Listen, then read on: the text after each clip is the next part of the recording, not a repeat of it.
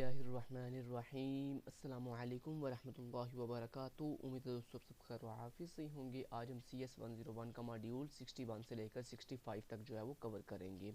Video में आगे बढ़ने से पहले अगर अभी तक आपने हमारे चैनल KST लर्निंग को सब्सक्राइब नहीं किया तो फटाफट सब्सक्राइब भी कर लीजिए और साथ साथ बेल के आइकन के ऊपर क्लिक करके ऑल नोटिफिकेशन भी ऑन कर दीजिए। दोस्तों मॉड्यूल 61 के अंदर हम कंबाइनिंग नेटवर्क्स को देखेंगे, किस तरह से हम डिफरेंट नेटवर्क्स को आपस में कंबाइन करते हैं। कहता है different devices known as repeaters, bridges and switches. कहता है हमारे पास एक नेटवर्क्स को दूसरे नेटवर्क के साथ कंबाइन करने के लिए डिफरेंट तरह की डिवाइसेस यूज़ की जाती हैं, जिनमें एक रिपीटर है, दूसरा ब्रिज है और तीसरा स्विचेस है। इसके अलावा राउटर्स भी होते हैं। अब सबसे पहले यहाँ पे रिपीटर क्या कहता है, repeater which is little more than a device that passing signals back and forth between the two original buses, usually with some form of amplification without considering the meaning of a signals।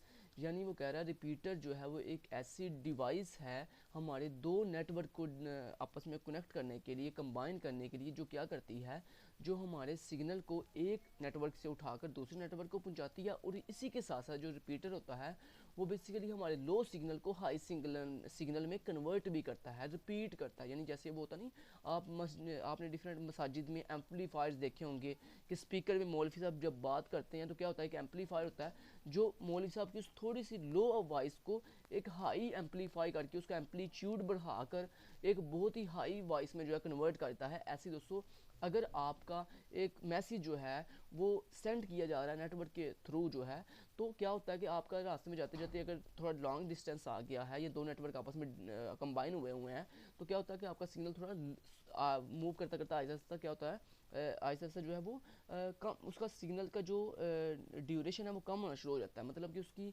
Width जो है वो कम होनी शुरू हो जाती है। तो क्या होता है, हम अपने सिग्नल को एम्पलीफाई करते हैं, यानी उसकी ताकत को, आप समझ लो उसकी ताकत को जो है वो बढ़ाते हैं ताकि उसे लॉन्ग डिस्टेंस तक जो है वो सेंड किया जा सके।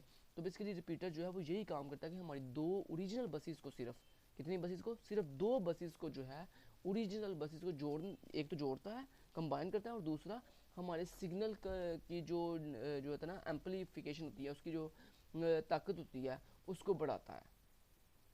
नेक्स्ट आ जाता है जी हमारे पास नेटवर्क को जो है आपस में कंबाइन करने के लिए एक और डिवाइस यूज होती है जिसका नाम है ब्रिज है। कहता है bridge is similar to but more complex than repeater. यानी कह रहा है कि जो ब्रिज होता है ये भी सेम लाइक जो है वो रिपीटर की तरह ही वर्क करता है, यानी दो बसेस, ओरिजिनल बसेस को आपस में कंबाइन करता है, लेकिन ये थोड़ा कम्प्लेक्स होता है एज कम्पेयर टू रिपीटर के। Like a repeater it connects to buses but it does not necessarily pass all message across the connection.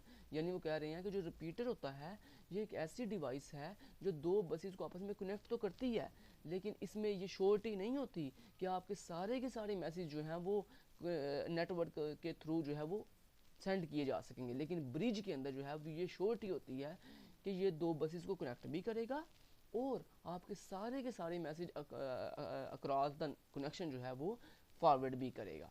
Next आता है जी स्विच। कहता है switch is essentially a bridge with multiple connections.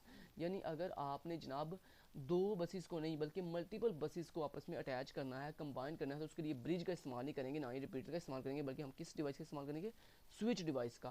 कहता है switch is essentially a bridge with multiple connection, कि जब हमने multiple connection को आपस में कंबाइन करना होता है तो उसके लिए हम स्विच डिवाइस का इस्तेमाल करते हैं, allowing it to connect several buses rather than just two. यानी कहते हैं दो से ज़्यादा अगर बसेस भी हों तो उनको भी जो स्विच है जो है वो कंबाइन करने की सलाहियत रखता है। Next it is important to note that, कहता है कुछ इंपॉर्टेंट पॉइंट जिसको आपको नोट करना ज़रूरी है। व्हेन नेटवर्क्स आर कनेक्टेड विया रिपीटर्स, कहता है अगर ब्रिजेस एंड स्विचेस, कहता है अगर ये बहुत ही कहता है इंपॉर्टेंट बात है जिसको आप नोट कर लो कि अगर आप अपने नेटवर्क्स को जो है वो कनेक्ट करवा रहे हो, यानी दो डिफरेंट नेटवर्क या मल्टीपल नेटवर्क्स को आपस में कनेक्ट करवा रहे हो, किसके थ्रू, रिपीटर के थ्रू या ब्रिजेस के थ्रू या स्विचेस के थ्रू, तो कहता है the result is a single large network. तो कहता है आपको कनेक्ट करवाने के बाद एक बड़ा नेटवर्क जो है वो एक बड़ा सिंगल नेटवर्क जो है वो मिल जाएगा। क्योंकि जब आप मल्टीपल नेटवर्क आपस में अटैच करोगे तो क्या बन जाएगा, एक बड़ा सिंगल नेटवर्क बन जाएगा। The entire system operates in a same manner. और कहता है वो जो एक बड़ा नेटवर्क बना है ना, वो सारे का सारा सिस्टम जो है वो एक सेम मैनर के साथ, एक सेम रूल्स के साथ, एक सेम प्रोटोकॉल के साथ जो है वो ऑपरेट होगा। As each of the original smaller networks. और कहता है जैसे वो सारे के सारे छोटे छोटे नेटवर्क्स जैसे एक मैनर के साथ सीक्वेंस के साथ वर्क कर रहे थे, कहता है वैसे ही जब वो सारे छोटे छोटे नेटवर्क मिलकर एक बड़ा नेटवर्क बनेगा तो कहता है वो भी बड़ा नेटवर्क भी जो है वो उन तमाम रूल्स को फॉलो करेगा जिन रूल्स को छोटे छोटे नेटवर्क जो है वो फॉलो कर रहे थे। Next, the connection between networks to from an internet is bundled by devices known as routers. कहता है अगर आपने अपने different networks from an internet, कहता है अगर इंटरनेट के थ्रू आपने अपने डिफरेंट नेटवर्क्स को एक लार्ज लेवल पर आपस में कम्युनिकेशन करवानी है या उनको आपस में कनेक्ट करवाना है तो उसके लिए हम किस डिवाइस का इस्तेमाल करते हैं, राउटर्स का। जैसे मैंने आपको बताया था कि राउटर्स एक बहुत हैवी मशीन होती है जो क्या करती है हमारे बड़े इंटरनेट के ऊपर हमारे डिफरेंट बड़े बड़े नेटवर्क्स को आपस में अटैच करती है, which are special purpose computers used for forwarding messages. Note that the task of routers is different from that of repeaters, bridges and switches. In the routers provide links between networks while allowing each network to maintain its unique internal characteristics. वो कह रहा है कि जनाब router जो हैं वो एक सिंपल रिपीटर्स या ब्रिजेज या स्विचेस डिवाइस की तरह नहीं होते हैं, ये पूरे इंटरनेट के ऊपर बड़े बड़े हमारे डिफरेंट डायरेक्शन में मौजूद जो नेटवर्क्स होते हैं। जैसे देखो एक सिटी को अगर आपने दूसरी सिटी के साथ कनेक्ट करना है तो कहता है एक पूरे सिटी को दूसरे सिटी से कनेक्ट करने के लिए या एक कंट्री को दूसरे कंट्री से एक सिटी को दूसरे सिटी से कनेक्ट करने के लिए जो है वो हम जिस डिवाइस का इस्तेमाल करते हैं उसको हम राउटर्स कहते हैं। नेक्स्ट चलते हैं। नेक्स्ट वो कह रहा है जी फॉरवर्डिंग टेबल क्या होता है, कहता है each router maintain a forwarding table. कहता है जो आपका राउटर है जो हम यूज़ करते हैं अपने एक सिटी को दूसरे यानी बड़े नेटवर्क को आपस में अटैच करने के लिए जो हम राउटर्स इस्तेमाल करते हैं, राउटर डिवाइस, कहता है वो जो राउटर डिवाइस होती है कहता है उनमें हर राउटर के पास एक फॉरवर्डिंग टेबल होता है। अब ये जो फॉरवर्डिंग टेबल है हर राउटर के पास ये क्या करता है, that contains the router knowledge about the direction in which message should be sent depending on their destination address। यानी कहता है हर राउटर के पास जो फॉरवर्डिंग टेबल होता है ना उसमें बेसिकली हम क्या इन्फॉर्मेशन स्टोर कर रहे होते हैं, उसमें हम ये इन्फॉर्मेशन स्टोर कर रहे होते हैं कि आपने जो मैसेज फॉरवर्ड करना है वो किस बंदे ने सेंड किया है और किसको सेंड करना है। ठीक है, बात अंडरस्टैंड कर रहे हो। यानी जो मैसेजेस आपको राउटर के ऊपर रिसीव हो रहे हैं वो आपने किस डायरेक्शन की तरफ फॉरवर्ड करने हैं, किस डेस्टिनेशन से वो आए हैं और किस डेस्टिनेशन की तरफ आपने फॉरवर्ड करने हैं, ये सारे की सारी इंफॉर्मेशन मैसेजेस की जो है वो कौन किसके पास स्टोर हो रही होती है, राउटर के अंदर एक फॉरवर्डिंग टेबल होता है, उस टेबल के अंदर आपकी सारी की सारी इंफॉर्मेशन जो है वो स्टोर हो रही होती है सेंडिंग एंड रिसीविंग की। The point at which one network is linked to an internet is often called a gateway। कहता है जब आप अपने एक पूरे के पूरे इंटरनेट के पॉइंट को किसी दूसरे इंटरनेट के साथ मतलब इंटरनेट के अंदर आप अपने एक बड़े नेटवर्क को किसी दूसरे नेटवर्क के पॉइंट के साथ कनेक्ट करते हो ना तो कहता है उसको हम कहते हैं गेटवे। अब ये गेटवे क्या करता है दोस्तों, गेटवे बेसिकली पूरे के पूरे एक कंट्री को दूसरे कंट्री से कनेक्ट करता है। जिस तरह मैंने आपको ऊपर बताया था कि एक पूरे के पूरे सिटी को दूसरे सिटी से कनेक्ट करने के लिए राउटर्स इस्तेमाल की जाती हैं, ऐसे दोस्तों जो गेटवे होती है गेटवे पूरे के पूरे कंट्री को दूसरे कंट्री से कनेक्ट करती है। तो दूसरे तमाम कंट्री से आने वाले मैसेजेस को गेटवे जो है वो रिसीव करता है और अपने कंट्री के अंदर डिस्ट्रीब्यूट करता है और अपने कंट्री से सेंड किए जाने वाले तमाम के तमाम मैसेजेस को रिसीव करता है और दूसरे तमाम के तमाम कंट्रीज़ को जो है वो डिस्ट्रीब्यूट करता है जहाँ जहाँ उसने भेजना होता है। तो बेसिकली गेटवे जो है एक बहुत ही बड़ा पॉइंट होता है जहाँ पे हम पूरे के पूरे अपने कंट्री को दूसरे तमाम के तमाम दुनिया की कंट्री से कनेक्ट कर रहे होते हैं। बिकॉज आगे देखें, because it serves as a passage way between the networks and the outside world. देखो उसने क्या कहा, आउटसाइड वर्ल्ड, यानी अगर आपने अपने मुल्क से बाहर किसी दूसरे मुल्क से कम्युनिकेशन करनी है तो उसके लिए हम गेटवे का इस्तेमाल करते हैं। अब यहाँ पे देखना ज़रा, यहाँ पे आपको दिखाया भी गया, देखें ये वाईफाई नेटवर्क है, ये राउटर है, यानी ये भी राउटर है, ये भी राउटर है, यानी आपके मुल्क के अंदर एक नेटवर्क को दूसरे नेटवर्क से कनेक्ट कौन कर रहा है जी, राउटर्स कनेक्ट कर रहे हैं। लेकिन जब आप अपने पूरे के पूरे एपी मतलब के पूरे नेट जो बड़ा आपका गेटवे है जब उसके साथ कम्युनिकेशन करोगे तो वो दूसरे कंट्री के साथ कनेक्ट करने के लिए आपको गेटवे का इस्तेमाल करना पड़ेगा। यानी छोटे छोटे एक सिटी के दूसरे सिटी से कनेक्ट करने के लिए आप राउटर का इस्तेमाल करोगे और एक कंट्री को दूसरे कंट्री से कनेक्ट करने के लिए आप गेटवे का इस्तेमाल करोगे। नेक्स्ट आते हैं module number 62 methods of processing communication.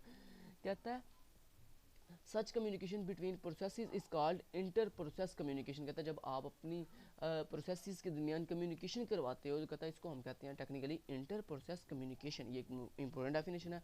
A popular convention used for inter process communication is the client server model. कहता है हम अपनी इंटर प्रोसेस कम्युनिकेशन जो है इसके लिए हम जो कन्वेंशन यूज़ करते हैं पॉपुलर, कहता है उसको हम क्लाइंट सर्वर मॉडल कहते हैं। अब ये क्लाइंट सर्वर मॉडल क्या था, कहता है this model define the basic rules played by the processes as either a client which makes request of other processes or server which satisfied the request made by clients। कहता है इसमें दो हम चीज़ पढ़ रहे हैं, एक क्लाइंट और एक सर्वर, क्योंकि हमने पढ़ा क्लाइंट सर्वर मॉडल। अब क्लाइंट सर्वर मॉडल क्या होता है, क्लाइंट कौन होता है, क्लाइंट वो होता है, वो बंदा होता है जो जनाब अपनी रिक्वेस्ट जो है वो सर्वर को सेंड करता है। जैसे मैं जो है वो इंटरनेट को यूज़ कर रहा हूँ, मान लो मैंने फेसबुक को यूज़ करना है। अब क्या होगा, मैं एक क्लाइंट हूँ जो फेसबुक को यूज़ करना चाहता हूँ और मैं अपनी रिक्वेस्ट सेंड करूँगा किसको, फेसबुक के सर्वर को। सर्वर कौन सा होता है, सर्वर वो मशीन होती है जहाँ पे हमारी ऑर्गेनाइजेशन की डेटाबेस स्टोर हो रही होती है सारी की सारी। तो बेसिकली फेसबुक के पास वो मशीन जहाँ पे फेसबुक का सारा डाटा स्टोर है उसको हम सर्वर कहते हैं। तो क्लाइंट कौन होता है, क्लाइंट वो पर्सन होता है जो अपनी जो एप्लीकेशन यूज़ करता है। जैसे मैं फेसबुक को यूज़ कर रहा हूँ तो मैं एक क्लाइंट हूँ और वो फेसबुक की वो मशीन जहाँ पे फेसबुक का सारा इन्फॉर्मेशन स्टोर है उसे हम सर्वर कहते हैं। तो यहाँ पे वो बेसिकली यही बात कर रहा है कि क्लाइंट जो है वो अपनी रिक्वेस्ट जो है वो सर्वर को सेंड करता है और सर्वर जो है क्लाइंट की सेंड हुई रिक्वेस्ट को जो है वो एक्सेप्ट करता है और उसके ऊपर जो है वो प्रोसेसिंग करता है। नेक्स्ट कहता है जी printer played the role of server often called a print server. कहता है जो हमारा एक ऐसा प्रिंटर जो मल्टीपल कंप्यूटर के साथ या मल्टीपल नेटवर्क के साथ अटैच किया जा सकता है, कहता है उसको हम ऐसे प्रिंटर को हम क्या कहते हैं जी, प्रिंट सर्वर। जो एक सर्वर का कहता है एक ऐसा प्रिंटर जो सर्वर का रोल परफॉर्म कर रहा होता है उसको हम प्रिंट सर्वर कहते हैं। उसको thus the machine that actually contained the records played the role of server called a file server। कहता है एक ऐसा सर्वर, एक ऐसी मशीन जो अपने पास डिफरेंट तरह की रिकॉर्ड्स की फाइल स्टोर कर रही होती है। कौन सी, रिकॉर्ड्स वाली, जिनमें हमारी इन्फॉर्मेशन स्टोर है, स्टूडेंट्स की इन्फॉर्मेशन, टीचर की इन्फॉर्मेशन या कोई भी इन्फॉर्मेशन जो है।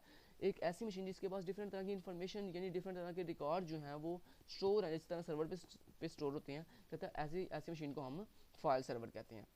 नेक्स्ट आता है जी पीर टू पीर। ये पीर टू पीर क्या है, पीर टू पीर कहता है peer to peer model involves process that provide service to and receive service from each other. यानी जब आपने अपने एक क्लाइंट से सिर्फ दूसरे क्लाइंट को मैसेज फॉरवर्ड करना हो, यानी एक डिवाइस को दूसरी डिवाइस से जब कनेक्ट करते हैं तो उसको हम कहते हैं पीर to Pir server. Pir to Pir connection यानी पीर टू पीर मॉडल का मतलब होता है जिसमें एक सेंडिंग डिवाइस होती है और एक रिसीविंग डिवाइस होती है। इसमें मल्टीपल डिवाइसेस नहीं होती, दो ही डिवाइसेस होती हैं, एक सेंडिंग डिवाइस होती है और एक रिसीविंग डिवाइस होती है। सेंडिंग डिवाइस अपना मैसेज सेंड करेगी, रिसीविंग डिवाइस अपना मैसेज रिसीव करेगी। तो ऐसे कम्युनिकेशन को हम पीर टू पीर कम्युनिकेशन कहते हैं। यहाँ पे देखें आपको दिखाया भी जा रहा है पीर टू पीर का मतलब क्या है, एक तरफ से सेंड हो रहा है मैसेज, दूसरी तरफ पे रिसीव हो रहा है। लेकिन जो आपके पास सर्वर होता है, सर्वर में क्या होता है कि मल्टीपल क्लाइंट्स होते हैं, वो एक ही मशीन को एक्सेस कर रहे होते हैं जिसको हम सर्वर कहते हैं, जहाँ पे हमारी सारी की सारी इन्फॉर्मेशन स्टोर हो रही होती है। नेक्स्ट आ जाती है हमारे पास मॉड्यूल नंबर 63 जिसमें आ रहा है डिस्ट्रीब्यूटेड सिस्टम। अब ये डिस्ट्रीब्यूटेड सिस्टम क्या होते हैं, कहता है distributed systems meanings that they consist of software units that executes as processes on different computers. यानी अगर आप अपने एक बड़े सॉफ्टवेयर को छोटे छोटे या डिफरेंट कंप्यूटर पर ऑपरेट करते हो, दोबारा बता देता हूँ। कहता है डिस्ट्रीब्यूटेड सिस्टम वो होता है जिसमें हम अपने एक बड़े सॉफ्टवेयर को छोटे छोटे डिफरेंट कंप्यूटर्स पर प्रोसेस करते हैं। तो कहता है वो तमाम के तमाम कंप्यूटर्स डिफरेंट जो हमारे एक बड़े सिस्टम को जो है वो मैनेज कर रहे हैं, एक बड़े सॉफ्टवेयर को हैंडल कर रहे हैं। तो कहता है उन तमाम के तमाम कंप्यूटर्स को हम क्या कहेंगे, this is a distributed system. Clear जी। अब कहता है डिस्ट्रीब्यूटेड सिस्टम की आगे दो टाइप्स आती हैं, एक आती है क्लस्टर कंप्यूटिंग और दूसरी आती है जी ग्रिड कंप्यूटिंग। क्लस्टर कंप्यूटिंग कौन सी होती है, कहता है cluster computing describe a distributed system in which many independent computers work closely together to provide communication और सर्विसेज। कहता है बेसिकली क्लस्टर कंप्यूटिंग एक ऐसी कंप्यूटिंग होती है जो कि एक डिस्ट्रीब्यूटेड सिस्टम की तरह ही वर्क करती है, यानी इसमें भी डिफरेंट तरह के कंप्यूटर्स ही आपस में अटैच होकर एक बड़े सॉफ्टवेयर को हैंडल कर रहे होते हैं। लेकिन कहता है इसमें जो क्लस्टर कंप्यूटिंग में क्या हो रहा होता है कि तमाम के तमाम जो कंप्यूटर्स आपस में अटैच होकर डिस्ट्रीब्यूटेड सिस्टम बना रहे होते हैं, कहता है वो सारे के सारे कंप्यूटर क्या होते हैं, इंडिपेंडेंट होते हैं, यानी कोई भी कंप्यूटर किसी दूसरे पर डिपेंड नहीं कर रहा होता, वर्क क्लोजली टुगेदर। और वो सारे के सारे जो इंडिपेंडेंट सिस्टम है क्लस्टर कंप्यूटिंग के अंदर कहता है वो सारे के सारे सिस्टम जो है वो क्लोजली वर्क कर रहे होते हैं। आगे क्या है, comparable to a much larger machine, कहता है बजाय इसके कि आप एक बड़ा एक ही सिस्टम यूज़ करो, उसकी बजाय आप छोटे छोटे डिफरेंट तरह के कंप्यूटर्स को मिलाकर अगर कहता है एक बड़ा नेटवर्क बना लो, तो कहता है वो ज़्यादा बेहतर है एज़ कम्पेयर टू एक सिंगल लार्ज मशीन के। The cost of these individual machines plus the high speed network to connect them, कहता है इसमें फ़ायदा क्या होता है कि एक बड़ी जो मशीन होती है उसकी कास्ट बहुत ज़्यादा होती है और उसकी स्पीड भी इतनी फास्ट नहीं होगी, जबकि अगर आप छोटी छोटी डिफरेंट तरह के कंप्यूटर्स को मिलाकर एक बड़ा नेटवर्क बना लोगे तो कहता है उसमें क्या होगा, कास्ट भी आपको थोड़ी पे करनी पड़ेगी और उनकी स्पीड भी बहुत ज़्यादा हाई होगी। Can be less than a higher priced super computer, कहता है एक बड़े सुपर कंप्यूटर की बहुत ही हाई कास्ट पे करने की बजाय हम छोटे छोटे कंप्यूटर्स को अगर मिलाकर उनको आपस में जोड़ दें, एक डिस्ट्रीब्यूटेड सिस्टम बना दें छोटे छोटे सिस्टम्स को मिलाकर, तो कहता है वो सारे के सारे सिस्टम जो इंडिपेंडेंट आपस में जुड़कर एक बड़ा सिस्टम बना रहे हैं, कहता है वो ज़्यादा एफिशिएंट होंगे, ज़्यादा जो है अच्छे से स्पीडली वर्क करेंगे और उनकी कास्ट भी इतनी ज़्यादा नहीं होगी। नेक्स्ट हम पढ़ते हैं ग्रिड कंप्यूटिंग, और कहता है इसमें एक फ़ायदा ये भी है क्लस्टर कंप्यूटिंग में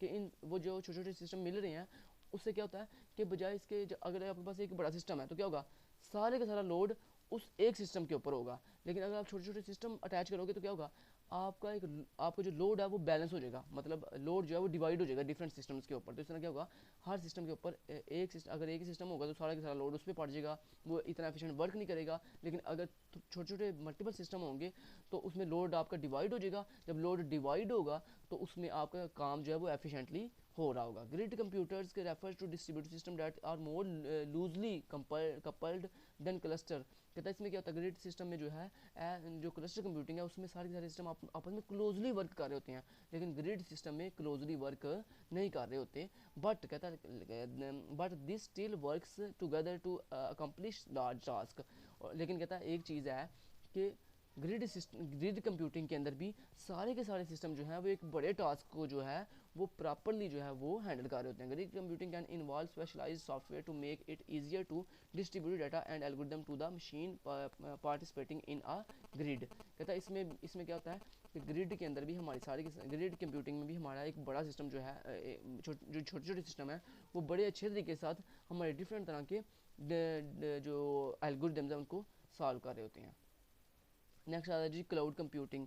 क्लाउड कंप्यूटिंग क्या होता है दोस्तों, क्लाउड कंप्यूटिंग ये होता है कि जब मैं पहले आपको डेफिनेशन पढ़ के सुनाता हूँ। Cloud computing whereby huge pools of shared computers on the network can be allocated for use by clients as needed, it is latest trend in distributed system, कहता है डिस्ट्रीब्यूटेड सिस्टम के अंदर एक ऐसी टेक्नोलॉजी जो online work करती है, यानी जब आप दोस्तों डिफरेंट तरह के सिस्टम को मिलाकर एक बड़ा सिस्टम बनाते हो और फिर उस बड़े सिस्टम को पूरी दुनिया के अंदर ऑनलाइन जो है अपनी सर्विसेज प्रोवाइड करते हो, यानी जैसे गूगल ड्राइव है, तो गूगल ड्राइव क्या है, डिफरेंट तरह के सिस्टम को मिलाकर गूगल वालों ने एक बड़ा सिस्टम बना लिया है और दुनिया के डिफरेंट तरह के लोग जो हैं उसके ऊपर पैसे देकर सर्विस स्पेस जो है वो एलोकेट करवाते हैं और फिर वो स्पेस जो एलोकेट करवाते हैं उसके ऊपर अपनी अपनी डिफरेंट तरह की फाइल्स, अपनी डिफरेंट तरह की जो है वो चीज़ें जो है वो अपलोड करते हैं और उससे पूरी ओवरऑल दी वर्ल्ड जो है वो यूज़ करते हैं। तो क्लाउड कंप्यूटिंग बेसिकली इसी कंसेप्ट का नाम है कि जब आप अपने डिफरेंट तरह के कंप्यूटर्स को मिलाकर पूरी दुनिया के अंदर ऑनलाइन स्टोरेज प्रोवाइड करते हो, स्पेस प्रोवाइड करते हो,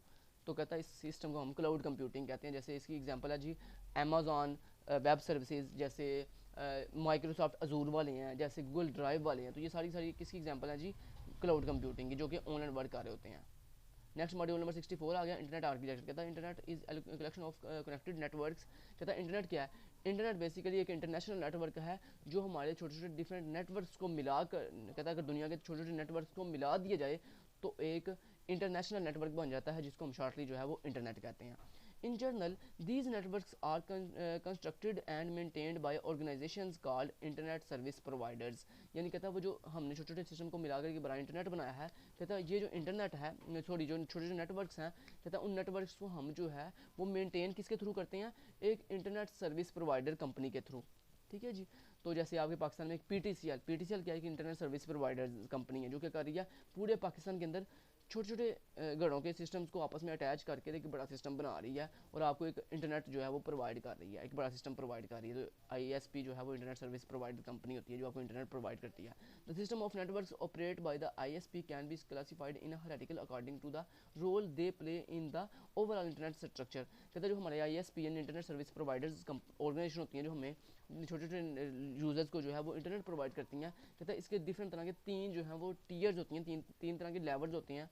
एक को हम कहते हैं टीयर 1 ISP, दूसरे को हम कहते हैं टीयर 2 ISP, और एक को हम कहते हैं टीयर 3 ISP। अब ये तीनों क्या हैं, इनकी डेफिनेशन यहाँ पे मैंने हाईलाइट की हुई है, आप यहाँ से देख लें, लेकिन मैं आपको डायग्राम से अच्छे से समझा देता हूँ कि ये टीयर 1 और टीयर 2 टीयर 3 क्या होता है। दोस्तों टीयर 1 कौन सा होता है कि जब आप एक बड़े लेवल पे काम कर रहे हो, मतलब कि एक बड़ी ऑर्गेनाइजेशन जैसे इस्लामाबाद से हमने डिफरेंट तरह के सिटीज़ को आपस में अगर कनेक्ट करें, यानी पूरे पूरे सिटी को आपस में कनेक्ट करें, तो वो आपस में पूरे पूरे सिटी को नेटवर्क प्रोवाइड करने वाली जो टीयर होती है उसको हम टीयर 1 ISP कहते हैं। यानी कैसी टीयर जो बड़े बड़े पूरे पूरे सिटी को जो है नेटवर्क प्रोवाइड कर रही है।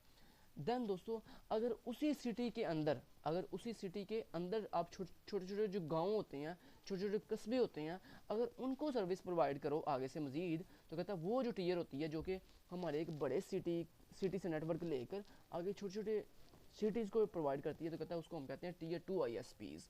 और आगे से उन छोटे छोटे गांव या छोटे छोटे सिटीज़ के अंदर जो हमें नेटवर्क प्रोवाइड किया टीयर 2 ISP ने, वहाँ से नेटवर्क को हासिल करके आगे इंडिविजुअल यूज़र को देना, यानी एंड यूज़र को प्रोवाइड करना। जैसे मैं एक एंड यूज़र हूँ, मैं एक पर्सन हूँ जिसके पास एक लैपटॉप है, आप भी एक एंड यूज़र हैं, यानी हर एक ह्यूमन को प्रोवाइड करना। यानी ये हर आप चलो सिंपली ऐसे कर लो कि जब हमारे छोटे छोटे सिटीज़ में, हमें छोटे छोटे गाँव में जब हमें इंटरनेट मिला जो कि हमें टीयर 2 ISP ने प्रोवाइड किया, वहाँ से इंटरनेट लेकर आगे हर घर तक पहुँचाना किसकी ज़िम्मेदारी है, टीयर 3 ISP की। क्लियर हो गया? तो चलें जी, ये हो गया हमारा इतना यहाँ तक काम क्लियर। नेक्स्ट आता है डिवाइस डेट इंडिविजुअल, आगे डेफिनेशन है जनाब किसकी, एंड सिस्टम और होस्ट की, कि एंड सिस्टम कौन से होती हैं। The device that individual user connect to the access ISPs are known as end system और होस्ट। कहता है वो तमाम के तमाम सिस्टम्स, इंडिविजुअल सिस्टम या इंडिविजुअल यूज़र जो अपने घर के अंदर बैठकर इंटरनेट के साथ कनेक्ट होते हैं, कहता है उसको हम होस्ट या फिर एंड सिस्टम कहते हैं। The area within the AP और group of APs range of often called hotspot. कहता है एक ऐसा जगह, एक ऐसा एरिया जो कि आपके एक AP ग्रुप, एक AP या फिर APs की जो रेंज होती है अगर उसके अंदर फॉल कर रहा है, तो कहता है उसको हम क्या कहते हैं जी, हॉटस्पॉट कहते हैं।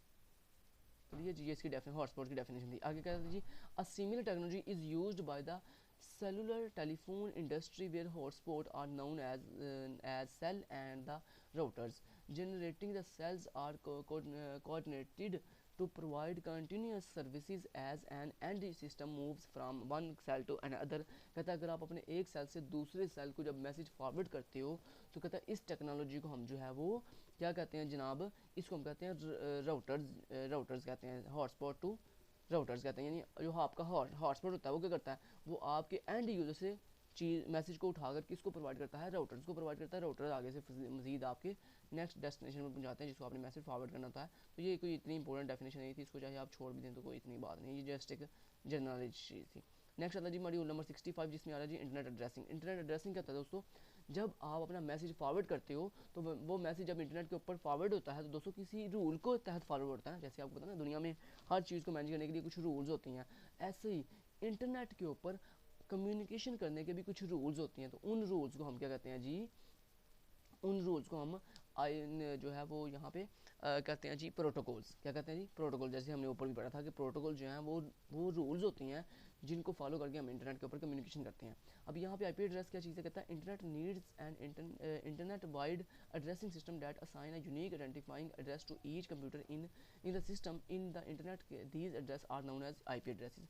यानी वो कह रहा है कि जब आप अपने एक सिंगल कंप्यूटर से इंटरनेट के साथ कनेक्ट होते हो, तो दोस्तों इंटरनेट पे कम्युनिकेशन करने के लिए आपके हर सिस्टम को, यानी आपके मोबाइल को, यानी आप सिंपली कह दो आपकी हर डिवाइस को एक यूनिक एड्रेस दिया जाता है, एक यूनिक एड्रेस दिया जाता है ताकि पता चल सके। जैसे आपको पता ना हर बंदे का दुनिया में एक नाम होता है जिस नाम से हम उस बंदे को पुकारते हैं, ऐसे दोस्तों दुनिया में तमाम की तमाम डिवाइसेस को एक दूसरे से अलग करने के लिए हम उनको एक यूनिक एड्रेस देते हैं जिसको हम IP एड्रेस कहते हैं। और उसी IP एड्रेस के थ्रू हम आपकी डिवाइस को जो है वो पूरी दुनिया में क्या करते हैं, ट्रैक करते हैं कि ये बंदा इस वक्त किस जगह पे फॉल कर रहा है। क्लियर होता है? तो बेसिकली आईपी एड्रेस क्या होता है कि आपको इंटरनेट के ऊपर कम्युनिकेट करने के लिए हर डिवाइस को जो यूनिक एड्रेस दिया जाता है उसको हम आईपी एड्रेस कहते हैं। नेक्स्ट वो कहता है originally each IP address was a pattern of 32 bit. कहता है हर आईपी एड्रेस के अंदर 32 बिट जो है वो होती हैं, but to provide the larger set of address, कहता है अगर आप एक बड़ा लार्जर सेट एड्रेस यूज़ कर रहे हो तो process of converting to 128 bit, और फिर कहता है हम जो है 32 बिट की जगह पे कितने बिट्स यूज़ करते हैं, 128 बिट का जो है वो एड्रेस यूज़ करते हैं, जिसको हम 128 बिट आईपी एड्रेस कहते हैं। Is currently underway. Blocks of consecutively numbers IP addresses are awarded to ISPs by the Internet Corporation for assigned names and numbers. कहता है जो है हम जिस भी डिवाइस को जो आईपी एड्रेस असाइन करते हैं, वो आईपी एड्रेस कौन असाइन करता है, वो आईपी एड्रेस आपका आईएसपी यानी इंटरनेट सर्विस प्रोवाइडर कंपनी, जो इंटरनेट सर्विस प्रोवाइडर कंपनी जिससे आप इंटरनेट हासिल कर रहे हो, वो इंटरनेट सर्विस प्रोवाइडर कंपनी जो होती है वो आपको एक यूनिक आईपी एड्रेस जो है वो असाइन करती है। और वो IP address internet service provider company को कौन देता है, internet corporation for assigned names and numbers, यानी ये दुनिया में एक ऐसी कंपनी है जो हमारे इंटरनेट सर्विस प्रोवाइडर्स कंपनीज को जो है वो डिफरेंट तरह की आईपी प्रोवाइड करती है, ताकि वो आईएस जो इंटरनेट सर्विस प्रोवाइडर्स हैं आगे से मजीद अपने यूज़र्स को जो है वो यूनिक एड्रेसेस असाइन कर सकें। कहता है IP address are traditionally written in dotted decimal notation. कहता है जितने भी आईपी एड्रेसेस होते हैं उनको हम एक डॉटेड डेसिमल नोटेशन में जो है वो शो करते हैं, जैसे 100.60.190, ऐसे आपने देखा होगा कि जो है हमारे पास डिफरेंट तरह के वो पॉइंट्स लगे होते हैं आईपी एड्रेस के अंदर। कहता है in which the byte of the address are separated by periods and each byte is expressed as an integer represent in a traditional base 10 notation. कहता है हम अपने वो जो डॉटेड डेसिमल नोटेशन होती है आईपी एड्रेस के अंदर, कहता है उसके अंदर हम हर अपनी जो एक सेपरेट जो पार्ट होता है उसको हम कहता है पीरियड से जो है वो डिनोट करते हैं, और हर बाइट को रिप्रेजेंट करने के लिए हम जो इंटीजर वैल्यू यूज़ करते हैं वो किस में होती है, बेस 10 के अंदर होती है, यानी डेसिमल के अंदर होती है। For example using dotted decimal notation the pattern 5.2। कहता है मान लो कि अगर आपका जो आईपी एड्रेस है अगर वो 5.2 है, तो इसका मतलब है कि आपके आईपी एड्रेस में कितनी बाइट्स हैं, 2 बाइट हैं, एक 5 वाली और एक 2 वाली। दोस्तों जहाँ पे डॉट आ रहा होता है ना, बेसिकली आपकी ईच बाइट को जो है वो सेपरेट कर रही होती है। जैसे 5 के बाद पॉइंट आ रहा है तो 5 एक बाइट है, 2 एक बाइट है। अब 5 के लिए जो है बाइट का मतलब है एक बाइट में 8 बिट होती है, यानी 5 के लिए 8 बिट होंगी और 2 के लिए अलग से 8 बिट होंगी, तो यानी टोटल बिट्स कितनी होगी, 16। तो यानी 5.2 ये जो आईपी एड्रेस है इसको मेंटेन करने के लिए कितनी बिट होंगी, 16 बिट होंगी, जिनमें 16 बिट होंगी, जिनमें पहली जो 8 हैं वो 5 के लिए होंगी, अगली 8 जो है वो 2 के लिए होंगी। नेक्स्ट आते हैं जी डोमेन्स। डोमेन्स क्या होती हैं दोस्तों, domains which can be top of as an region of the internet operated by a single authority such as a university, club, company और गवर्नमेंट एजेंसी। कहते हैं हम डिफरेंट तरह की ऑर्गेनाइजेशन को मैनेज करने के लिए इंटरनेट के ऊपर एक यूनिक रीजन असाइन करते हैं, उस रीजन को हम जो है वो डोमेन कहते हैं। क्लियर जी। जैसे आपने देखा होगा .com, .org, .net, हर वेबसाइट के आगे आपने डॉट इस तरह की डॉट लगा के आगे लास्ट पे .com, .org, तो ये क्या है, ये डोमेन्स हैं डिफरेंट तरह की। इसमें कहता है हमारी जो एजुकेशनल डिपार्टमेंट होती हैं, कहता है as indicated by the EDU suffix. कहता है हम जितने भी हमारे एजुकेशनल अदारे हैं उनको हम एक सब डोमेन प्रोवाइड करते हैं जिसको हम ईडीयू कहते हैं। ये ईडीयू क्या है, ये ईडीयू एक बेसिकली सुफिक्स है, एक सब डोमेन है जिसको हम suffix are called top level domains कहते हैं। ठीक है, तो कहता है ये जो हम हर कंपनी को एक सब डोमेन प्रोवाइड करते हैं, इस सब डोमेन को हम जो है वो टॉप लेवल डोमेन्स कहते हैं। नेक्स्ट आता है जी सब डोमेन क्या होती है। कहता है domains names are extended to the left and separated by a period. कहता है हमारी जितनी भी मेन डोमेन होती है उसको हम एक्सटेंड करते हैं उसकी लेफ्ट साइड के एक सेपरेट पीरियड के साथ, एक सेपरेट लेफ्ट साइड पे एक सेपरेट पीरियड लगा, जैसे edu.pk। अब pk दोस्तों एक मेन डोमेन है और उसकी लेफ्ट साइड पे जो edu लगा हुआ है वो एक सब डोमेन है। In some cases multiple extensions called subdomains are used as a name means of organization the name within the domain. कहता है बेसिकली इसमें क्या होता है कि हमारी सब डोमेन जो है वो हमारी ऑर्गेनाइजेशन के नेम को जो है वो रिप्रेजेंट कर रही होती है। नेक्स्ट आता है जी DNS क्या होता है। The process of using DNS to perform a translation is called DNS lookup. कहता है हमारे पास जो डोमेन नेम सिस्टम होता है, कहता है उसको प्रोसेस करने के लिए हम जो ट्रांसलेशन यूज़ करते हैं, कहता है उसको हम DNS लॉकअप कहते हैं। तो ये एक इंपॉर्टेंट डेफिनेशन थी, इसको याद कर लीजिएगा। ठीक है जी। नेक्स्ट यहाँ पे हमारा टॉप 65 तक हमारे मॉड्यूल कंप्लीट हो गए। Thank you so much, till then guys, take care, अल्लाह हाफिज़।